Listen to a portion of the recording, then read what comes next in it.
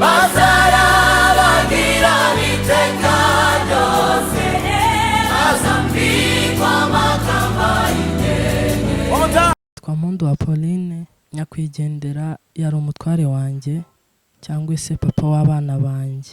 Ubuzima bwe nibyo namuvugaho ni byinshi. Ubwo nahera kuva tukimenyana tutarabana cyangwa se tutarakora ubukwe. Yaranzwe n'indangagaciro nziza, yari umukristo, yagiraga imyitwarire myiza. Kugeza tumaze kubana, tugeze mu rugo, akomeza iyo mico myiza. Nta ngeso mbi nigeze mubonana kuva tutarabyara kugeza tubyaye, atari ukuvuga ngo ni ibya gisore cyangwa se n'iby'ubuto. Twaribarutse, yakomeje kutwerera imbuto, anyerera imbuto, ankundira umuryango, ankundira abavandimwe. Twari tumaze kubyara abana 3. Yankundiraga abana ku buryo ndashobora kubivuga. Mu rwego ntabona uko mbigereranya. Kubana n'abandi, yari umuntu ugira amagambo make, ari mu bwenge. Ntaho nigeze mbona ashwana n'abantu, nta magambo mabi y'imanza, kuko yagiraga amagambo make. Yavugaga gake, yari umuntu utuje, akamenya uko abana n'abandi. Hari byinshi mwigiraho nubwo tutakiri kumwe, imibanire ye n'abandi, imico ye, ni byinshi namwigiyeho. Nubwo tutakiri kumwe ariko ni byinshi yanyigishije. Muri famiye ho yankundiye umuryango cyane nk'uko nabivuze. Ankundira abavandimwe impande zose, haba ari iwacu haba ari iwabo. Yakoze uko ashoboye kugira ngo agende azamura bamwe na bamwe. Ntabwo nigeze mbona byinubira kuko yagiraga ubwenge rwose. Kubivuga ntabwo biba byoroshye, ariko hari umuntu uba muri famiye ugasanga ntabwo bamwiyumvamo, ahora ateza ibibazo, ariko ntacyo atakoze, ntacyo namushinja. Inshuti zo, yagize inshuti nyinshi, ndazimenya, bambera inshuti kubera papa Keye. Hariho benshi namenye, hariho benshi nzi. Kuva tugikora ubukwe, yanyeretse inshuti ze, baza mu rugo bisanzura, badusura. Abo babanye ku ishuri, abo babanye mu buzima bwa gisore, ndabamenya benshi kuko yarazi kubana atuje, abantu bamukunda, bamukundira ubwenge yagiraga. Ko ntabwo yari wa muntu usakuza cyane, ariko yari afite inshuti, nanjye ndazimenya, kandi inshuti z'umumaro rwose. Mu bijyanye n'abo bakorana, kubera ubwo bushuti nari maze kumenya benshi. Yagiye akora ku mabranche atandukanye, aho yagiye akora hariho inshuti nagiye menya. Tugikora ubukwe yakomereje mu Mutara, ahasiga inshuti ndazimenya. Agaruka i Rwamagana, ahasiga inshuti ndazimenya. Ajya Ntasho, ahasiga inshuti ndazimenya. Ko yarazi kubana neza, yagiraga ubwenge bwo kubana n'abantu neza. Abo mu rusengero bo, ibintu bye byose yabikoraga mu mutuzo. Yari umukristo, ni byinshi yakoze. Hariho umuryango yarayoboye, niwo wari kontabure w'abapapa. Kubera ko yari umukristo, niyo mpamvu bamwizeraga. Ntabwo bashobora guha umuntu inshingano mu rusengero atari umukristo, adafite imico myiza, adafite ingeso nziza. Yari umukristo. Umuntu ni byinshi yavuga kubera papa Keye. Yahoraga aseka, wamubwira ikintu kuko yigirira amagambo make akisekera. Biragoye kubivuga, ariko ni ngombwa ko umuntu agomba gukomera akamuvuga. Ubushake bw'Imana burasharira, ariko niko Imana iba yahisemo. Njye ntabwo nabitekerezaga ko yadusiga, ntabwo nabitekerezaga ko yagenda iki gihe. Ni byinshi yari agifite gukora, ni imishinga myinshi twari dufite, ariko kuko Imana yamukunze kuturusha, nimenye ibidukwiye, kuko twe tugendera ku by'Imana iba yapanze n'ubushake bwayo. Ntabwo Imana igendera ku marangamutima yacu, Imana igendera mu bushake bwayo. Nubwo agiye, ariko turakomeye. Ansigiye abana, ntapfuye ku buryo nshobora kuzamwibagirwa burundu. Ansigiye abana 3, n'abamararungu banjye. Azakomeza abe papa wabo, tuzakomeza tumuvuge, kuko ntabwo apfuye, ntabwo asize ubusa. Ansigiye abana, turakomeye, kuko twamenye Imana, turakomeye. Ntidushobora kwiheba nk'abatazi Imana, nk'abadafite Imana. Azahora avugwa, azahora yibukwa, kuko ansigiye umuryango. Ikivi cye tuzacyusa n'abana dufatanyije n'umuryango. Ibyo agiye adasoje tuzabisoza mu izina rye nk'umuryango we. Imana imuhe iruhuko ridashira. Nitwa Kabuye Jean se wabo wa Gatoni Jire, ese niwe mukuru nanjye akaba bucura mwacu mwa data. Jire mufata nkaho ari imfura yanjye kubera ko ari we mwana wanjye nashingiye mbere, ise adahari akaza ataha mu bukwe kimwe n'abandi. Jire rero ndamwibuka ko ari umwana wagiraga ishyaka rinini ry'inzu ya se kubera ko yabyirutse asanga bakuru be babiri baragiye mu kazi ka leta badahari, agaruka ashaka kuziba icyo cyuho cya bakuru be, aba ari uhinduka nka mukuru mu rugo rwa se. Ni umwana wagize uruhare runini mu kuzamura umuryango wa se kubera ko kuko nabivuze bakuru be ntibari bahari, bari mu kazi ka leta kandi kadatuma baboneka buri gihe kugira ngo bace imanza z'umuryango. Jire rero araza aziba icyo cyuho, aba umwana wanje w'imfura ariko aba n'umwana w'imfura wa se umwanya bakuru batari bahari. Kuba rero uyu munsi tumubuze biratubabaje cyane. Ndamwibuka yari umwana witonda cyane, umwana w'umukirisitu, umwana ukunda gusenga. Amakuru y'ukuri nuko ahantu hose yanyuze, haba aho yigiye secondaire Buvira, aho yabaye Gikondo yiga, naho yari atuye ubu ngubu yabaye umuririmbyi kandi abantu baramwibukira hose. Yari umwana w'umukirisitu cyane, witonda, ugwa neza, ukunda guseka, ariko kuba tumubuze uyu munsi biratubabaje cyane. Ikindi cyatubabaje kinini nuko yapfuye tudahari, byibura ngo tugaragure, turwaze, tuvuze, tuvugane nawe, sezerane, ariko ntacyo, tuzahora tumwibuka, tuzamukumbura. Manzi Tito Marembe niyo mazina yanjye. Ijambo rya mbere ndashima data wa twese, umwami wacu Imana iri mu ijuru, yaduhaye kubaho, ikaduha kubyara, ikaduha kurama, ikaduha kumenya icyiza n'ikibi. Mu buzima bwanjye sinari nzi ko kino gikombe gishobora kongeraho. Nabyaye abana banje uko nababyaye niko nari mbafite, ntabwo nari nzi ko uyu mwanya ushobora kwinjira mu rugo rwanjye, ariko yuko ijambo ry'Imana riza rivuga ngo mu bibaho byose tujye dushima Imana. Ndashima Imana yuko Uwiteka yaduhaye kwihangana, iyo bitaba ibyo tuba twariyahuye. Icyo nibuka kuri nyakwigendera ni umwe mu bana banje, yambereye umwana w'agaciro, yambereye umwana w'imfura, niwe wari imfura yanjye. Mu minsi yose twabanye, ntitwabanye nabi, twabanye neza cyane, kandi ubu buzima twabanyemo twari tubwishimiranyemo. Urumva imfura na se baciye umugani w'imfura na se barangana, twari tungana, ariko uyu munsi kuba tutakiri kumwe nawe ni Imana yabitegetse yuko ngo iyi mbuto yeze ni Imana isarura. Sinari nzi ko ari we wakwera mbere yanjye, sinari nzi ko ari iyo mbuto yakwera ngo ngewe nsigare, ariko icyo mwibukiraho twabanye mu bihe birebire ariko byiza. N'umwana wubahaga, naramwitabazaga akantabara, naramuhamagaraga akanyitaba. Ntabwo nigeze muhamagara ngo ambwire ngo nzaze ejo, naramubwiraga ngo ndifuza ko tuganira akaza. N'ubu nari mfite umugambi wo kumuhamagara ngo tuganire nawe, duhurire hari iwacu Kayonza, twicare nawe tubanze tuganire. Niwe mfura yanjye, twajyaga inama kugira ngo iyo nama mbone kuyihamagarira umuryango. Nari mbafite ari abana banjye bose 7 b'abahungu n'abakobwa 4. Urumva nari mfite umuryango ukomeye, ariko ubunyangamugayo bwe n'ubwitonzi bwe n'ubufura bwe mu by'ukuri n'Imana yamwifuzaga. N'ejo bundi nje gushingira umwe mu bahungu banjye, naramuhamagaye araza, twagiranye iminsi 2, tuje inama icyo tuzakora, tuje inama z'uko tuzabona inkwano, tuje inama z'ikintu icyo ari cyo cyose. N'umwana ntavuga gusa ngo nsoze mu minota mike, ariko icyo nshima Imana muri byose, ndashima Imana yuko Imana yamwifuje ikamutwara adafite umugayo kandi adafite inenge, adafite ikizinga.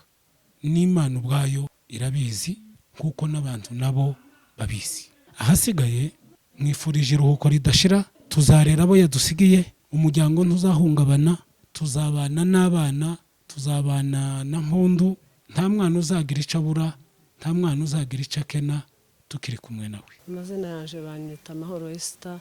Uyu munsi nejejwe n'Imana kuba nicyo ahantu ngiye kuvuga amakuru ya nyakwigendera. Gato uyu nguyu ni umukwe wanje, niwe mwana wanje wa mbere, n'umwana nabyaye akuze biranezeza cyane. Yari umukwe wanje, yari umwana wanje wa mbere, rero muri make yaranejeje kuko nari nabyaye umwana ukuze. Ariko kuri uyu munsi birambabaje cyane kuba Gatoni yararangije akarangiza tutari kumwe. Twumvishije amakuru yiwe aradutungura kuko impanuka ntabwo biba byoroshe, ni urupfu rutunguranye. Ngo twumva ayo makuru imitima yacu irikanga, ariko kubera Imana twamenye byari byatunaniye kuzakira kuko byadutunguye. Ariko tuje ahangaha nyine ku kiriyo bagomba kuvuga ijambo ry'Imana ry'ihumure, kandi ndabizi neza yuko twese hano mu isi ntabwo ari iwacu. Ndabizi neza ko tuzaja mu ijuru tugasangayo Gatoni. Gatoni uyu nguyu mvuga sinabasha kubona imbaraga zo kumuvuga. Yari umwana mwiza, yari imfura, yari inyangamugayo, yari umwana watunejeje mu gihe cyose twabanye nawe, kubera yuko birakomeye rero kuri uyu munsi kumuvuga.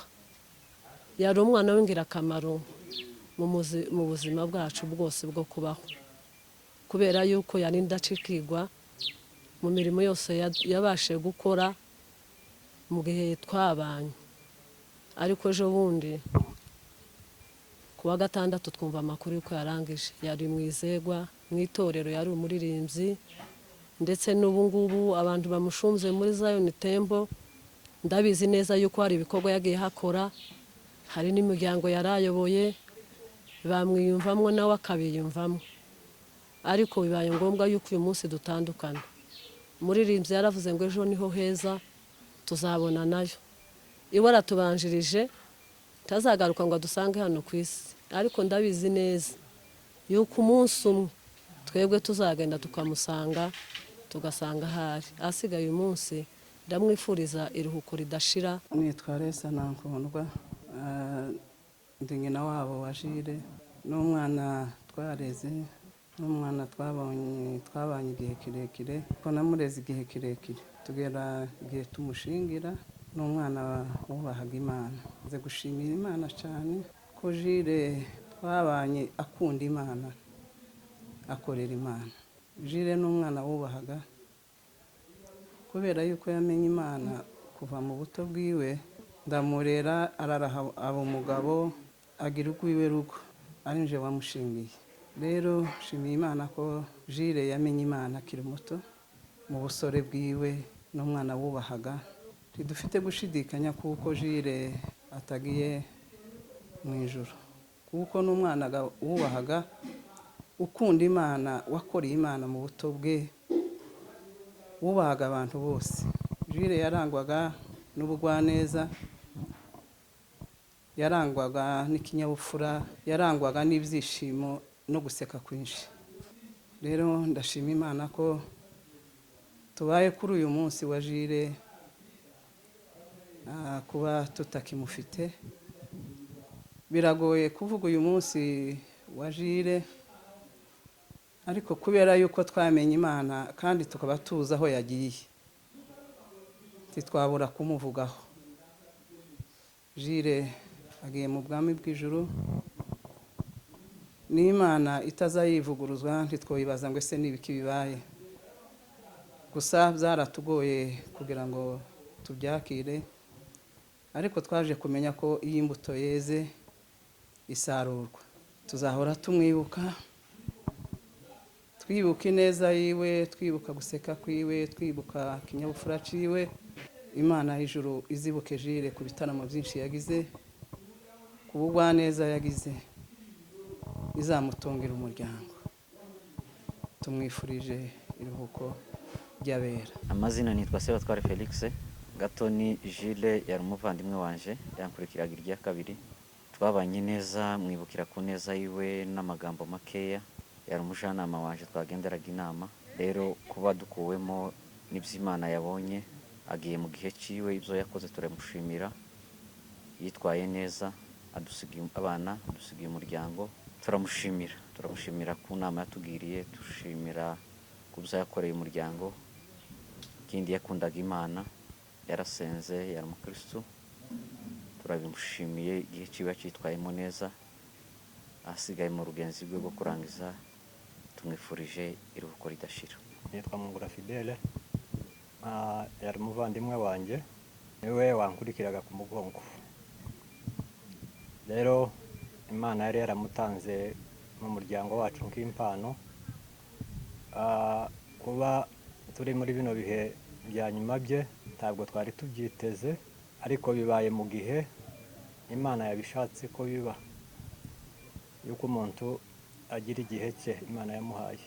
Rero imitima yacu kubyakira byaragoranye, yarababaye, ariko ko byategetswe n'Imana, ubwo yamukumbuye iramwimura. Ndizera ko Satani itashobora kumwiba, yuko Jules ubuzima bwe yari yarabuhaye Imana. Rero kuba Imana yamwimuye mu gihe cye, turabyakira, imitima irabyumva yuko Imana yategekeye buri wese igihe cye.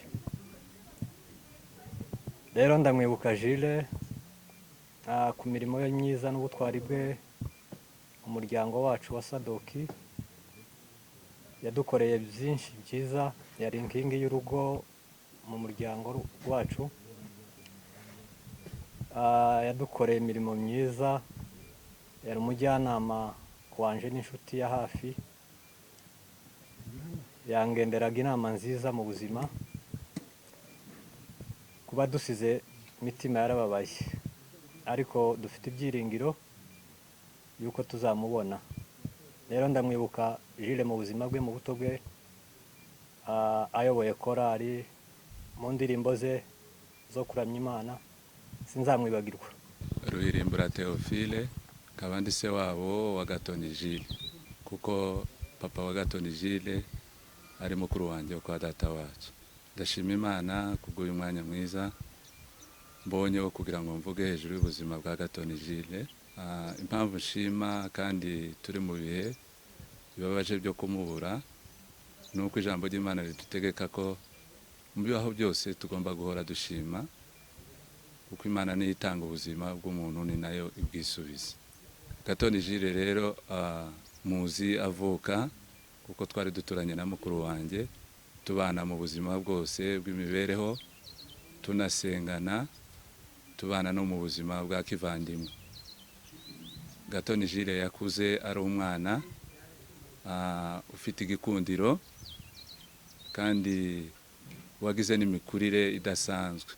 Akura byihuse mu bwenge, akura byihuse mu gikuriro, agira umutima mwiza, ubugwaneza bwinshi cyane no kumvira, asabana neza na buri muntu wese n'ibyishimo byinshi.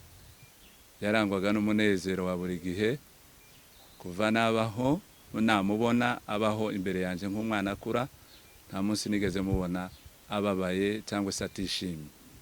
Yarangwaga n'ibinyegezi, ahora aseka, yishimira abantu bose, abana neza n'abantu bose. Mu mibereho y'ubuzima bwe bwa gikristo yaranzwe no gukunda Imana, gusenga, ndetse Imana yari yaramuhaye impano y'uburirimbyi, akayiririmbira kandi anezerewe, abyishimiye cyane n'ubwitange bukomeye. Ikibihamya kandi kibigaragaza nuko mu buzima bwiwe bwose, mu mibereho y'ahantu yasengeye mu nsengero, arerwa mu buzima bwa gikristo n'abungeri, ntaho yigeze ataba muri korali. Bivuze ngo yari afite umuhamagaro wo kuririmbira Imana cyane, kandi akabikora abisigiwe n'ibyishimo byinshi. Turababaye rero kumubura, ariko nanone tuzi kuko Imana aho yagiye ariho heza kuruta aho twebwe adusize. Twari Claudine, nkaba ndi mushiki wa nyakwigendera. Shimye Imana ko mbashije kuba kuri uyu munsi we wa nyuma, turimo kuvuga ku buzima bwe. Shimye Imana rero ko yanshoboje, nkaba ndi mu bamusezeye. Imana ishimwe. Gatoni imyaka yose twabanye, muzi ko yari umwana ugira ibyishimo byinshi, umwana udashobora kugaragaza umubabaro, yaba afite ikibazo ntukibone, ibyo byose byabaga ari uguseka. Yahoraga ari umukristo mu buzima bwe bwose. Shimye Imana ko yamushoboje mu myaka ye yose yabayeho, igihe cye akaba yaragikoresheje neza. Ntabwo yabaye wa mwana wageze mu myaka y'ubusore ngo abe yaba ashake nko kunanirana. Gasore mu myaka ye yose Gatoni yabayeho ari umukristo, ntigeze ayoborwa n'imyaka cyangwa ibihe cyangwa igihugu arimo. Iminsi yose tunamumenye yabayeho ari umukristo. Shimye Imana rero ko yayoboye intambwe ze mu bwana bwe, akaba yarakoresheje igihe cye neza. Kuri uyu munsi tukaba turimo kumwibuka nk'umukristo wimuwe. Rero ndashima Imana mu buzima bwe bwose ko Gatoni atazimye, ahubwo hari imbuto ye yasize. Gatoni adusigiye abana 3, dushimye Imana ko izina rye ritazimye mu muryango wacu. Shimye Imana ko uko tuzajya tuvuga mu muryango wa Kabuye n'izina rya Gatoni rizajya rigarukamo, kuko yasize izina rye ntiryazimye. Rero kuri uyu munsi Gatoni ndakwibuka nka mushiki wawe, ntiwarwaye ngo nkurwaze, kandi sinabashije kubona aho wakoreye impanuka ngo mbe nakubyutsa aho wari uryamye, ariko aho uri tuzahora tukwibuka, ugire uruhuko ridashira. Amazina nitwa Manzi Bonke. Gatoni Jules yari umugabo wa mushiki wanjye. Kuri nkurikira ibyo mwibukiraho ni byinshi, ni imibanire ye kuko twarabanye cyane kuva bashakanye na mushiki wanjye kugera nanjye nshatse. Hagati aho ngaho ntarashaka no kuva bashakanye igihe twarabanye mu buzima bwa buri munsi. Ni umuntu nibukira ku bintu byinshi, yaramfashije mu myigire yanjye, twarabanye mu buzima, yanyitayeho nka murumuna we ko nari muhawe nka mukuru wanjye w'imfura. Twarabanye cyane, mwibukira ku bintu byinshi. Cya mbere mwibukira ku buryo yihutiraga gukemura ikibazo gihari, uburyo yagiye amfasha ahantu nkeneye ubufasha nka mukuru wanjye. Nkamwibukira ku buryo yakundaga abana be cyane, ni umuntu wakundaga abana be cyane bidasanzwe. Ahari ku muntu ushobora kureba bimwe bavuga ngo uyu muntu cyangwa ntazirambira kubera imikorere ye myiza. Mbona uburyo yakundaga abana be ntabwo byari gukunda ko akomezanya kubana n'abana be igihe kirekire. Ikindi mwibukiraho ni umuntu wakundaga kuririmba, yakundaga kuririmba indirimbo ziramya Imana. Mu bintu mbona bikomeye yangeshaga inama, akambaza ikintu turi bukore, mufata nk'umuntu mu bantu ba mbere bangiraga icyizere ko nshobora kumugira inama y'ingirakamaro. Ni byinshi ngiye kuvuga, ibintu mwibukiraho ni ibintu byinshi. Imana imuhe iruhuko ridashira. Kamariza Yvette nyakwigendera yari murama wanjye. Ni byinshi mwibukiraho, twabanye neza cyane cyane 2016 ubwo nakoraga ubukwe. Yahagaze mu ruhande rwanjye, ibintu byanjye byose yarabyorganije. Nasaga nk'umuntu utafitemo experience nyinshi, nubwo ari njye wabuteguraga, ariko yambereye murama wanjye, ambera musaza wanjye, ajya mu bintu byose, ntabwo nabyibagirwa. Ubuzima ku bundi, umunsi ku wundi yabaga ari iruhande rwacu, ariko icyo nicyo kintu ntajya nibagirwa cyane, ukuntu yangaragarije urukundo. Nta n'igihe kinini yari amaze aje mu muryango wacu, ariko sinyambyibagirwa, ndabizirikana uko bukeye nuko bwije. Yatubaye hafi nk'umuryango, ni byinshi twagezeho dufatanyije, ibyo byose ndabimushimira. Ntabwo tubivuze ngo nuko ngo atagihari, dore ko abantu bakunda kuvuga umuntu ari uko yagiye, ariko ibyo n'Imana irabizi ko tubihoza ku mutima. Rero ngize ngo mvuge, navuga byinshi, mwifuriza kugira iruhuko ryiza. Yitwa Bideri, yari mubyara wanjye, n'umwana wa marume, n'umwana wavutse ndi kureba arakura aba umuntu muzima. Rero kuri uno munsi kuba adusize dufite umubabaro ukomeye, kubera ko yagiye akiri mutoya, yagiye akiri muto, asize umuryango, asize abana bato. Ubundi kandi yari inkingi mu muryango. Yagize amahirwe, arakura, ariga, arangiza ishuri, abona akazi. Twari tumutezemo byinshi muri famiye, uretse no mu muryango gusa, no mu bavandimwe bandi, no mu baturanyi. Gatoni yari inkingi ikomeye. Rero tukaba dutanze mpore umuryango wa byinshi bihangane, umuryango wa sogokuru Kabuye bihangane. Nitwa Ngabo David, nari muramu wa Jules Gatoni, yari muramu wanjye. Mbanje kubihanganisha mwese, mu by'ukuri tubuze umuvandimwe, tubuze inshuti, nubwo yari muramu wanjye ariko yari inshuti yanjye. Tukimara kumva amakuru y'uru rupfu rwiwe byaratugoye kubyakira, twiyumvishaga ko bidashoboka bitewe n'uko yari muzima, yari yiriwe ari muzima, nta ndwara afite, ava mu kazi nk'ibisanzwe, atashye mu rugo, bigeze amasaha ya nijoro, turara nta makuru yiwe y'aho yari ari, kuko yari avuye mu kazi yavugishije umugore ko avuye mu kazi atashye. Amasaha asanzwe agerera mu rugo ageze, umugore abona umugabo atageze mu rugo, arampamagara ambwira ko umugabo we telefone ye itariho, nanjye nkomeza kumuhamagara, telefone ye iratunanira, turara nta makuru yiwe dufite, ariko mu by'ukuri twari twagize ikibazo ko twibaza ko ashobora kuba yagize ikibazo. Tubyuka ari uko bimeze, mu gitondo birangira n'ubundi telefone ye itariho, tubyuka dushakisha, niho twaje kumva inkuru y'uko atakiriho. Biratubabaza cyane kwakira k'umuvandimwe yitabye Imana atarigeze arwara ngo umurwaze, yaracikanye nta muntu n'umwe bari kumwe, byababaje imitima yacu.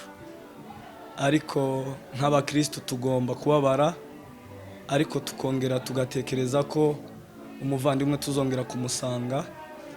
Rero nyakwigendera cyangwa bofu witabye Imana, muri make yari umuntu mwiza, yari umukristo, yakundaga Imana, yakundaga abantu, yakundaga gusabana n'abantu. Nge twabanye muri iyo myaka yose yari amaze gushaka mushiki wanjye, twarabanye, ambera umuvandimwe, ambera inshuti. Ariko mu myaka 3 twabanye niga kaminuza hano i Rwamagana, natahaga iwiwe.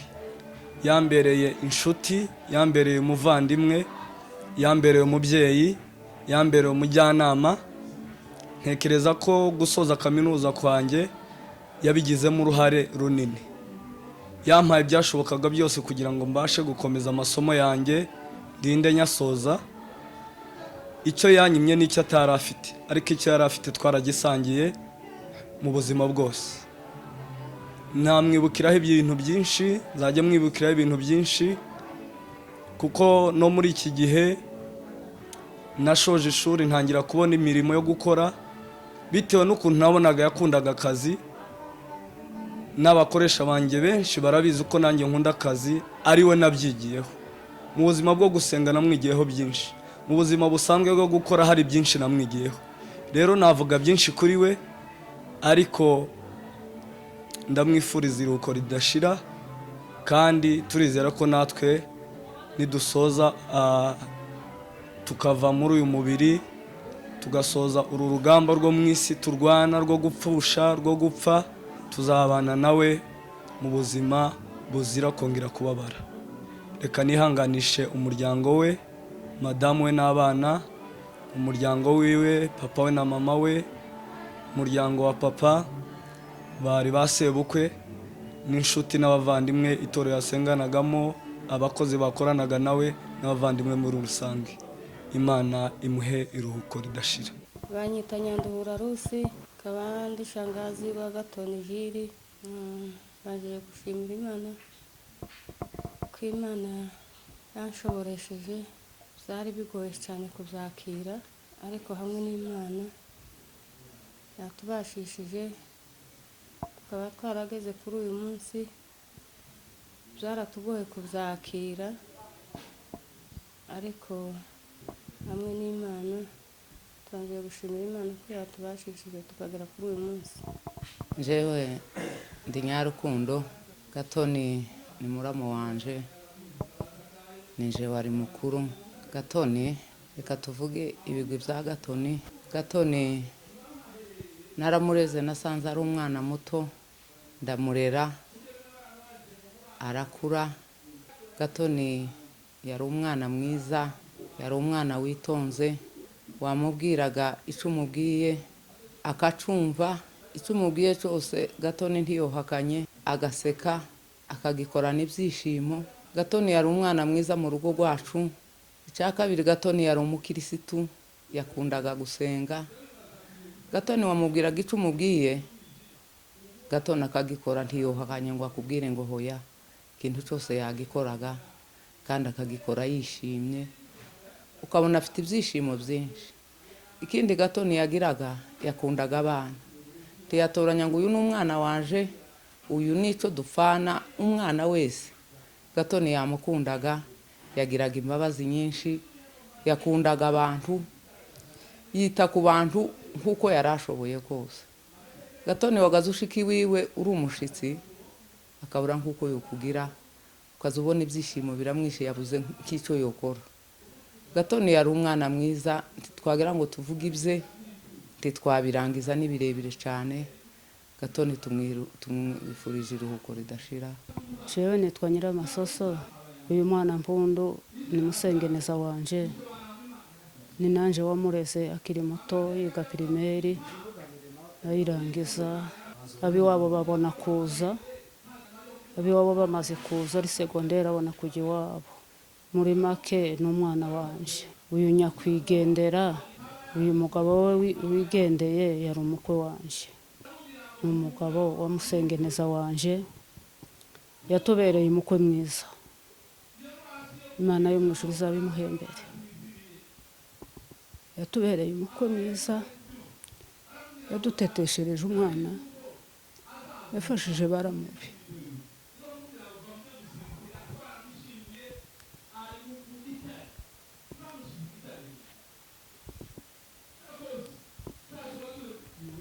Mu buzima bwe yafashije baramube mu buryo bwo kwiga, yabafashije cyane. Atubera umukwe twikirizaho umutima, yari umwana mwiza ku mutima no ku mubiri. Kuriya asa ku mubiri n'umutima we niko umeze. Atetesha umugore we, baramube bamwisanzuraho, bararuhuka umutima, twese turishima. Ariko byabaye ngombwa ko Imana imudukuramo kuko igihe cye cyari kigeze.